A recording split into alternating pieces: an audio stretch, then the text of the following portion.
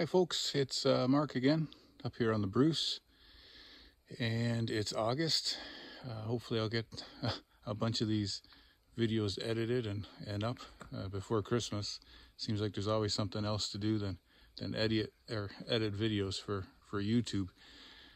Anyway, just thought I'd do a little walk and talk this morning, let you know what I've been up to. I got here yesterday morning. It's Thursday. Got here yesterday morning about 7. Got up nice and early at home. I was all packed up and hit the road. So Thursday, worked all day yesterday. I got today here. The rest of the family's coming up tonight, Friday night, and then we're gonna spend a couple more days, Saturday, Sunday. Head back on Monday.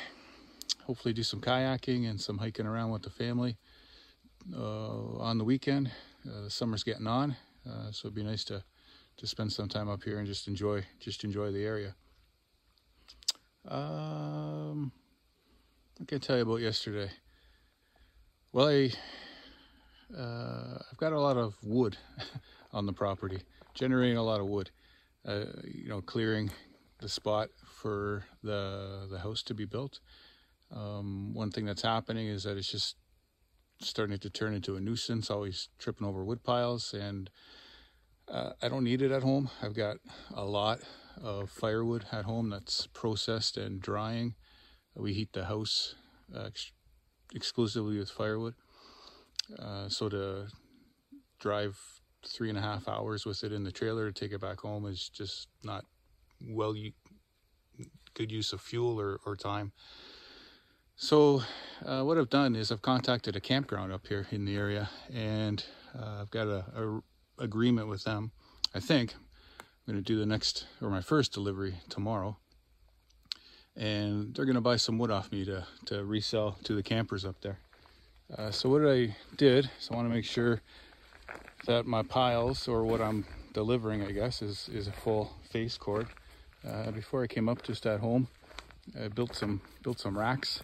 Had some scrap offcut steel, so I built some racks out of offcuts and just some scrap 2x4, and I could have a full 4x8 face cord measured out there.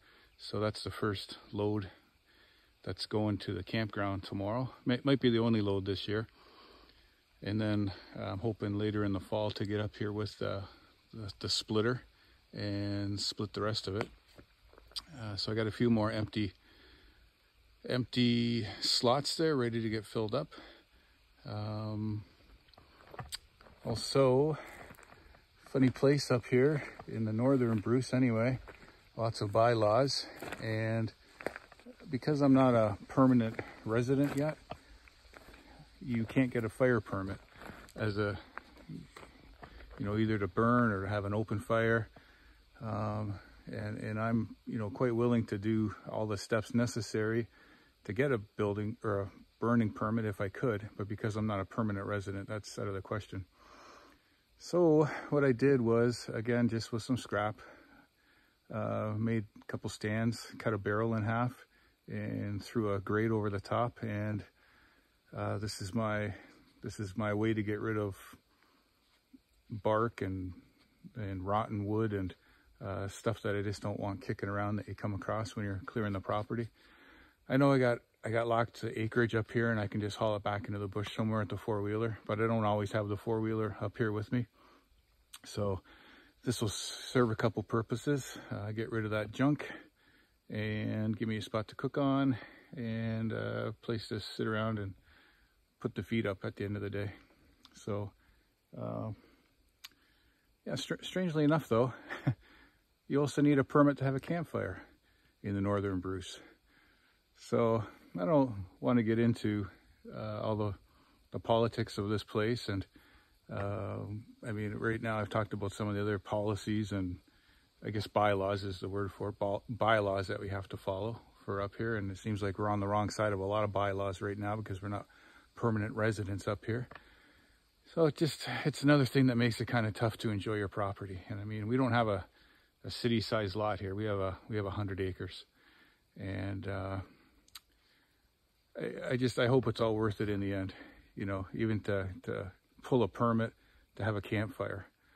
I mean, I don't know how many people actually do it, but I guess if there is a complaint and bylaw came in here, I would, you know, I would not be in compliance. Even though a campfire has always been regarded as something that's used for cooking or heat.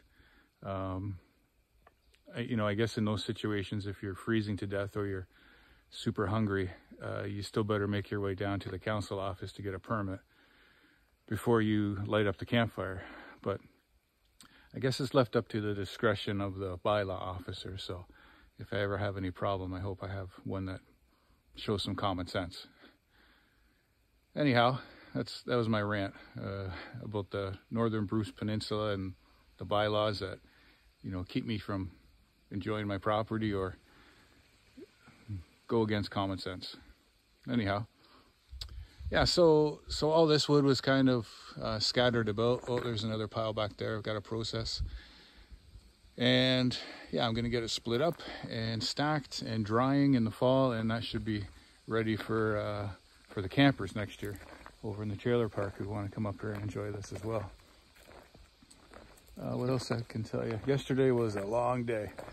I'm going to try not to give too much advice when I'm making my videos, so I won't call it advice, but one thing I can tell you is as you get older, and if you ever take on something like this and you leave super early in the morning and you're planning on staying a night somewhere, make sure you set your camp up first.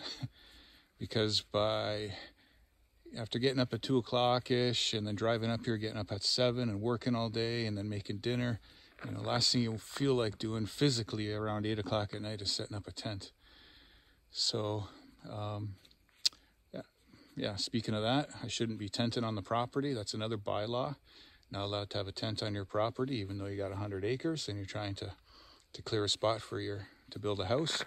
I mean, you know, when the family comes up tomorrow, we're not staying in a tent. We've got some accommodations, but just to get up here and work all day, and then, I don't know, it's just everything is so expensive. Why can't I? Why can't I put up a tent, a one-man tent, and spend the night on my own property so I can get up the next morning and continue on? Like, this isn't a amusement park here or, you know, a place for recreating. This is a work site, and I just want to make good use of the time that I have when I come up here to get some work done. And places aren't always available either, especially up here this time of year. It's hard to find a spot. So throwing a tent up and spending the night, I don't know. We'll see what happens with that.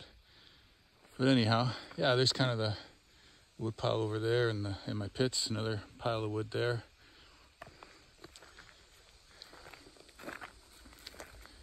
Yeah, continue on here. Start to see some of the opening that we're creating. Try not to spin you around too much. So there's another pile of wood, so I'll be splitting that. And then got another pile over here I'll be splitting. So I should, you know, be able to get 4 or 5 face cord out of that. Maybe even a little bit more for the park. And that works out well.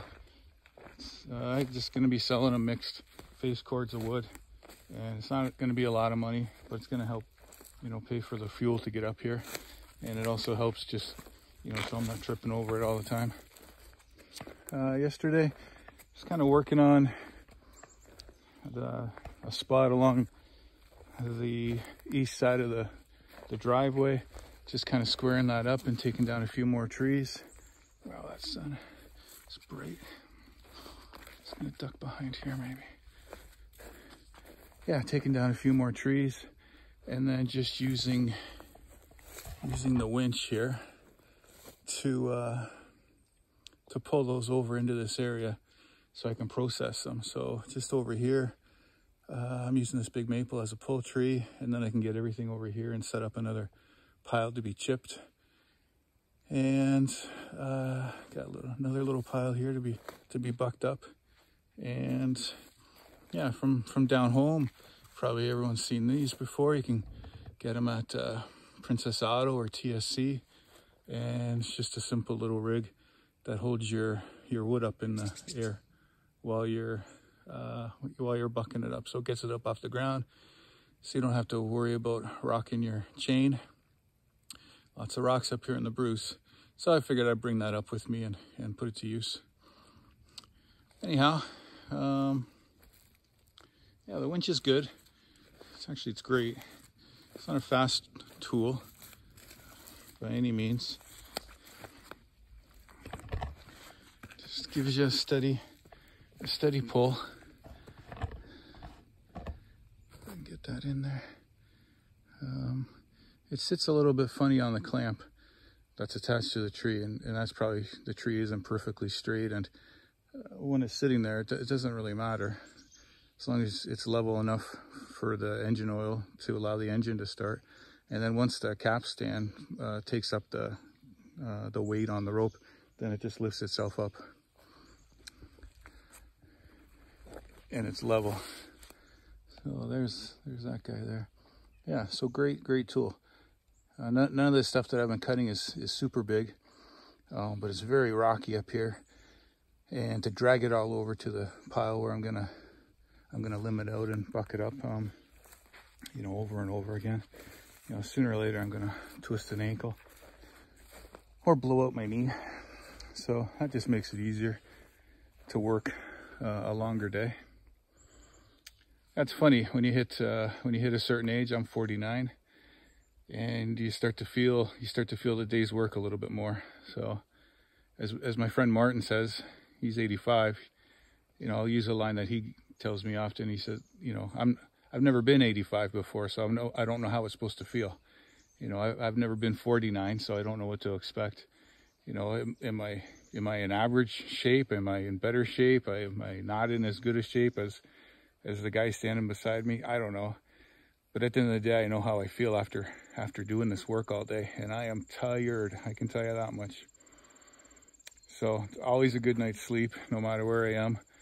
If I'm in a tent on a cot, or I'm staying at the B&B that we usually stay at, boy, as soon as the head hits the pillow, it's lights out. So anyhow, I don't want to take up a lot of your time. It's a beautiful, clear day up here. See if I can get a little bit of that up. And one thing we've noticed up here, as opposed to southern Ontario, the sky is so blue. It's just so clear. And today's no exception to that, especially it's a cloudless sky today. And I don't know, I guess there's just less particulate in the air up here. There's no heavy industry. Down home where we live full time, we're on the escarpment, but we're close to Lake Ontario, and there's heavy industry in Hamilton and that area. So I think there's just a lot more particulate in the air up there that you see as a haze or smog. But up here, it's just, you don't notice that as much. So it's beautiful. Certainly quiet up here.